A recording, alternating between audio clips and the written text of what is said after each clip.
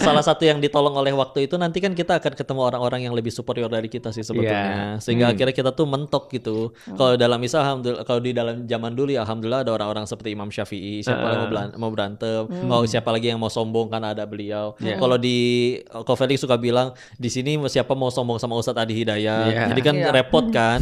Sehingga akhirnya dengan kayak gitu tuh bikin kita sadar bahwa selalu akan masih ada yang lebih. Lagian juga ketika akhirnya kita itu ditolong oleh Allah, jadi kan tahu bukan kitanya yang hebat gitu, kita jagonya. Biasanya orang yang dinasihatin kayak gitu tapi Mami biasanya suka mikir lagi. Tapi kan aku ikhtiar, kalau aku nggak ikhtiar nggak kayak begitu kan. Iya, betul banget. Yes. Iya. Bener nanya kayak gitu. Juga iya sama.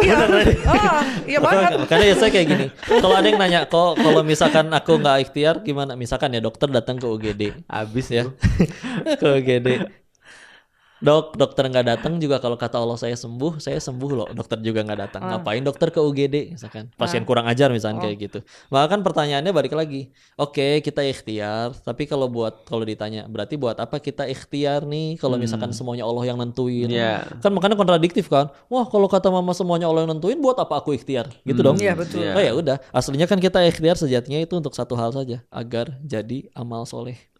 Kita tuh ngumpulin amal, itu bentuk ibadah. ngumpulin pahala. Karena jangan disuruh kayak begini nih. Seumur hidup seluruh kepengen kita dikabul, tapi nggak ada satupun ucapan, tindakan, perbuatan kita yang jadi sesuatu yang Allah terima jadi pahala. Iya, jadi jabatan, jadi kekayaan, jadi harta. Masalahnya emang itu semua laku nanti pas pulang di hadapan Allah. Nggak dibawa, nggak laku. Nggak laku. Allah nggak ridho, lu nggak bisa apa-apa lu.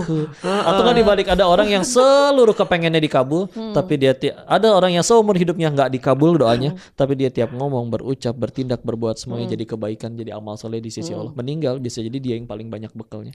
Makanya juga kata Nabi ketika dibicarain kayak gitu, banyak-banyaklah mengingat pemutus kenikmatan. Karena anggaplah semua achievement itu adalah kenikmatan, ada pemutus kenikmatan, maut.